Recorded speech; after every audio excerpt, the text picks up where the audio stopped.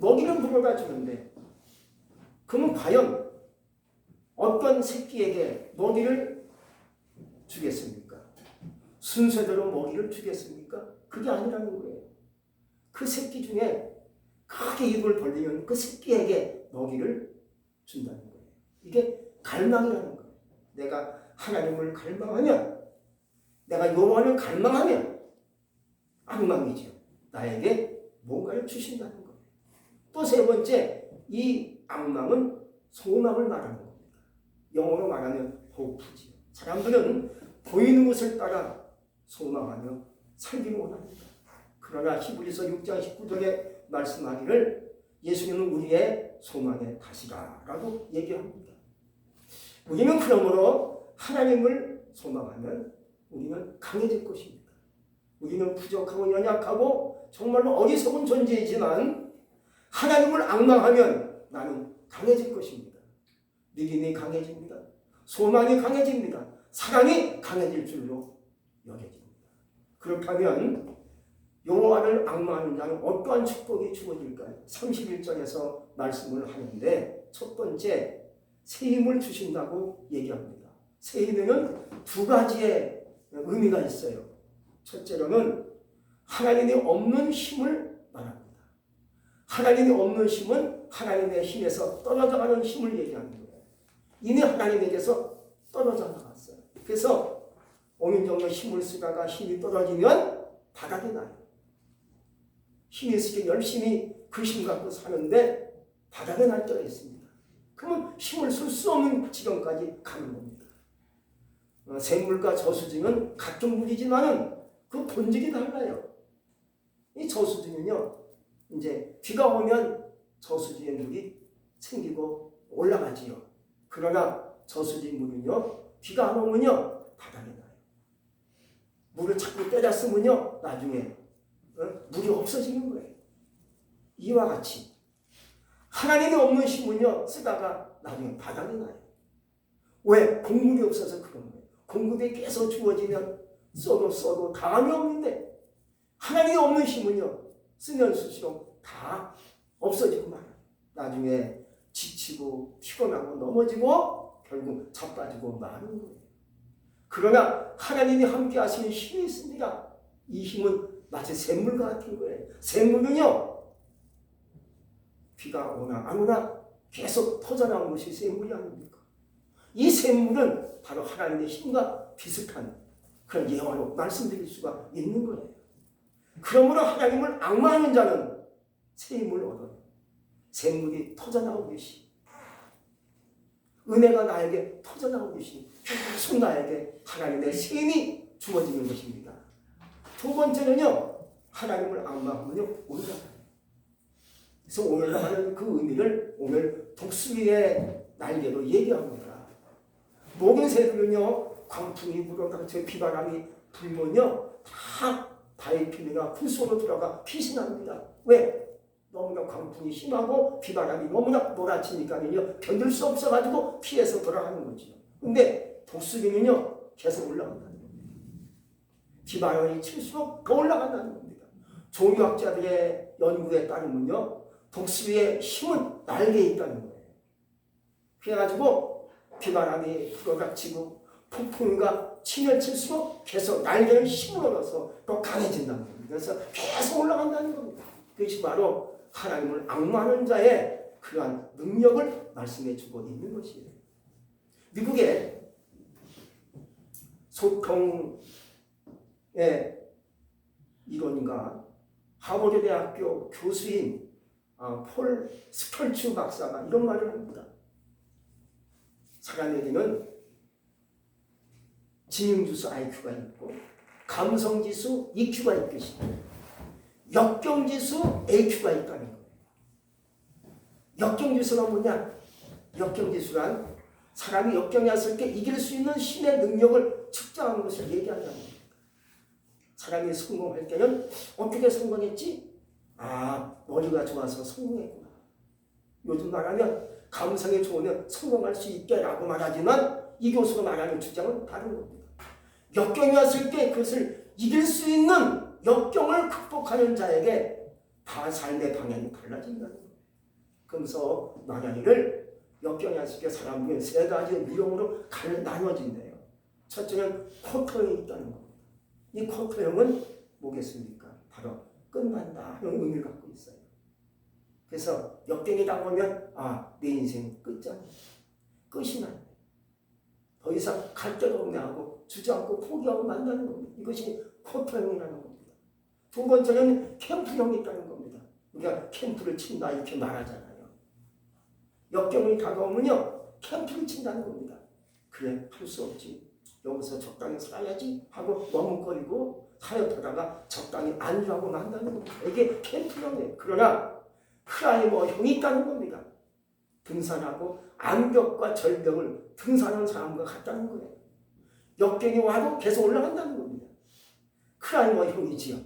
그래서 한마디로 절망의 어떤 벽이 있으면 그것을 디딤돌 삼아 막 올라간다는 겁니다.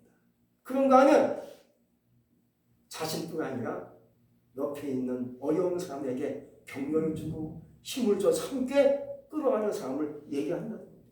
이게 바로 클라이머 형이라는 거예요. 우리는 어떻습니까? 여러분들은 어떻습니까? 우리는 신앙의 날개가 있어요. 어떤 사람은 예수 잘 믿다가 그 신앙의 날개가 약해요. 약해서 그만 역경이 오면 힘 한번 써보지 못하고 주저앉고 말아요. 못하겠어요. 기도도 안 나와요. 찬송도 안 나오는 것 같아요. 라고 그냥 절망하고 무너지는 사람이 있어요. 그러나 어떤 사람은요, 역경이 오면요, 더 기도해요. 신앙의 날개가 더 강력하게 올라가는 겁니다. 기도해야죠. 알았어요. 제가 말씀을 더 많이 공부하고, 말씀을 더 따라 살겠어요. 하고 예배에 미치는 겁니다. 말씀에 미치는 겁니다. 이런 자가 있어요. 여러분들은 어느 편에 속하길 원하십니까? 강력한 신앙의 날개를 가질 수 있기를 주의 이름으로 축복합니다. 할렐루야. 바로 그런 거예요. 그러므로 또 이 독수리는요, 멀리 보는 눈을 가졌다는 거예요. 독수리는 우리 인간의 눈보다 5배 이상 멀리 볼 수 있는 능력이 있다는 거예요. 그래서 가까운 곳이나 멀리 있는 것이나 그대로 본다는 거예요. 50m 밖에 있는 물건도 사물도 볼 수 있는 능력이 독수리의 눈이 거기 있다는 거예요. 근데 사실 관점이 중요하지. 무엇을 보느냐가 중요한 거예요. 우리는 너무나 가까운 곳을 보다가 상황에 따라서 실망하기도 하고 절망에 빠지기도 하고 낙심에 처하기도 합니다. 왜? 가까운 것만 봐서 그래요. 근시안적인 눈을 가졌다는 거예요. 그러나 멀리 볼 수 있는 눈이 되시기만 합니다. 멀리 보면 직근에 당하는 처지, 환난, 고통, 이것이 내 인생의 전부가 아닌 것을 알 수가 있다는 거예요. 비록 지금은 내가 힘들고 여러 가지 역경이 있어서 절망할 수밖에 없지만 멀리 보면 내 인생 그렇게 절망적일 수는 없다는 거예요. 그래서 하나님의 안목을 가져야 되는데 하나님의 안목은 성경책에 있어요. 성경책을 들어보면 하나님의 안목이 거기에 있습니다. 이렇게 살면 되겠다, 저렇게 살면 되겠다라고 하나님의 그 놀라운 진리의 말씀이 그 속에 있는 거죠. 그러면서 이 관점이 참 중요합니다. 어떻게 보느냐가 중요한 거예요. 내가 아무리 힘들고 어려워하면요, 또 다른 비전을 꿈꾸는 거예요. 다른 것을 내가 또 소망하며 사는 거예요. 내가 지금 어려움이 있어요. 내 길이 막혔어요. 그러면 주지 않는 쿼터형 같은 사람이 아니라 다른 것을 또 보는 거예요. 다른 꿈을 꾸는 거예요. 내가 절망에 처했습니까? 그러면 다시 내가 감사할 수 있는 그 어떤 것을 찾아가는 신앙을 얘기하는 것이죠.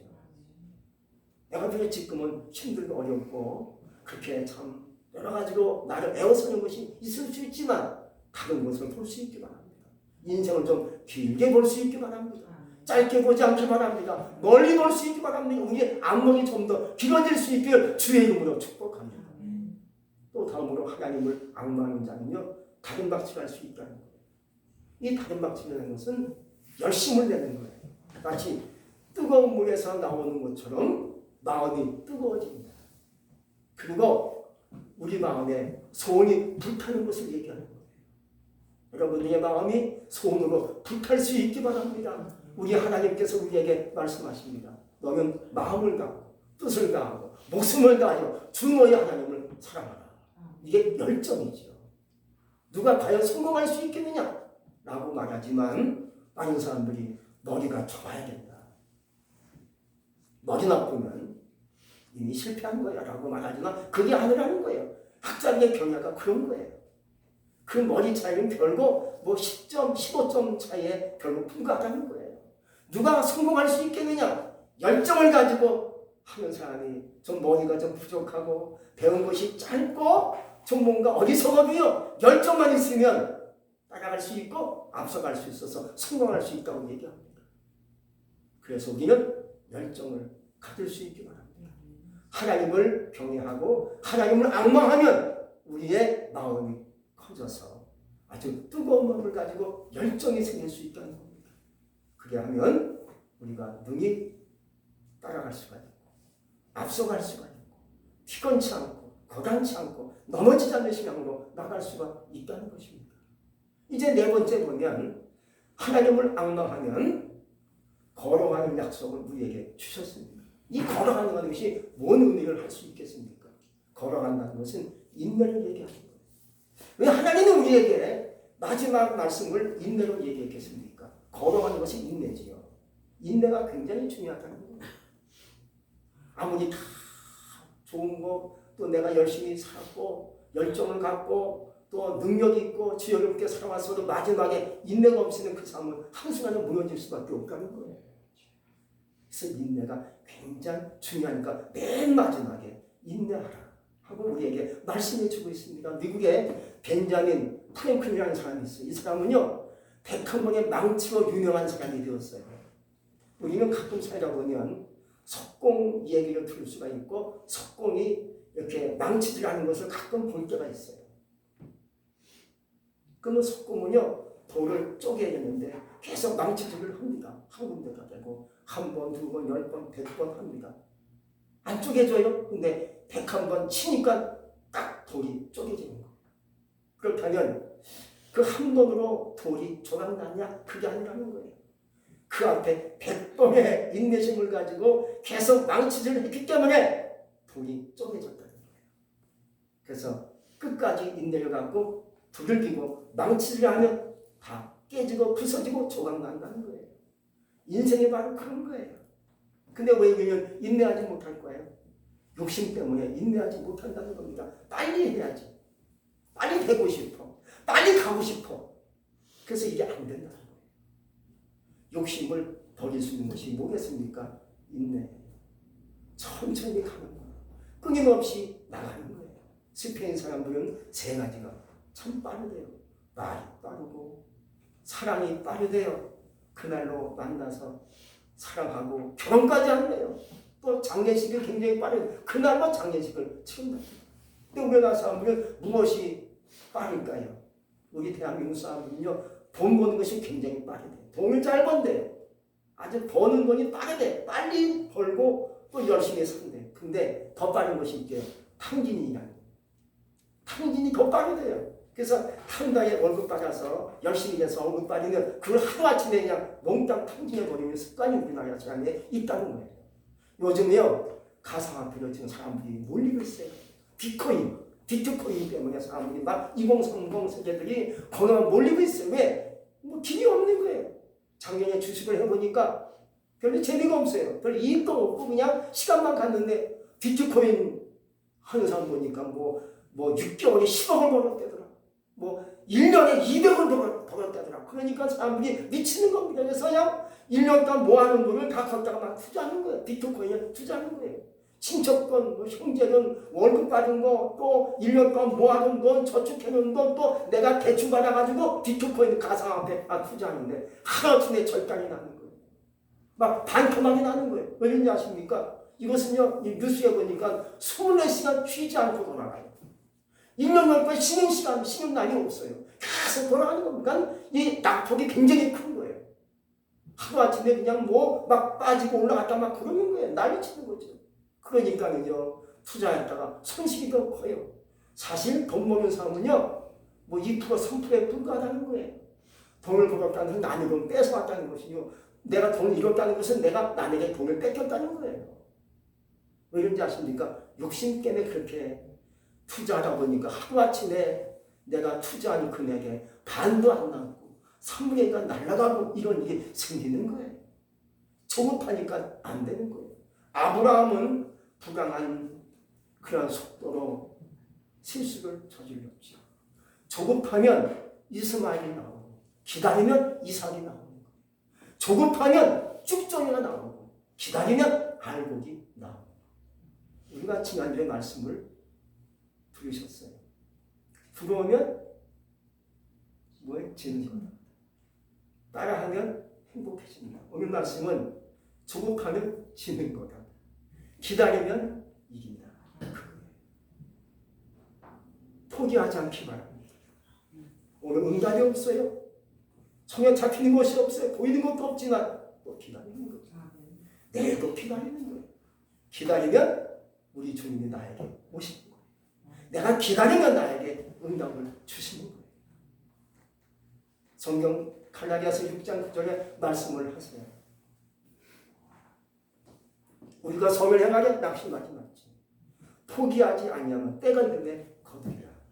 이렇게 말씀해 주고 있습니다. 여러분 지금까지 기다려왔어요. 기도를 했어요.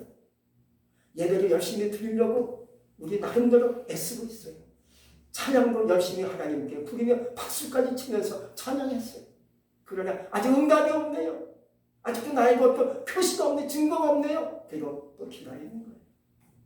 내가 하나님을 앙망합니다. 그래도 하나님을 섬깁니다. 내가 그래도 하나님을 예배합니다. 내가 주님 앞에 나갑니다. 오늘도 내일도 기다리시고 계속 꾸준히 걸어가시는 가운데 하나님만 앙망하시는 가운데 하나님의 축복이, 하나님의 능력이, 하나님의 은혜가 나에게 임하시기를 주의 이름으로 축복합니다. 기도하겠습니다. 전능하신 하나님 고맙고 감사합니다. 여호와를 앙망하는 자는 새 힘을 얻고 올라가고 다른 박지라고 계속 걸어갈 수 있다고 말씀하셨답니다. 이 시대에 정답이 어디 있습니까? 이 시대 문제 해결책이 어디 있겠습니까? 오직 하나님 안에만 있습니다. 이제 우리가 하나님을 따라가며 내가 하나님만 끊임없이 앙망하며 섬기며 끊임없이 꾸준히 걸어가기 원합니다. 내 인생에, 내 가정에, 내 삶에 우리 주님이 오셔서 우리를 선하게 아름답게 인도하시고 이끌어 주시옵소서. 예수 이름으로 감사하며 기도했습니다. 아멘.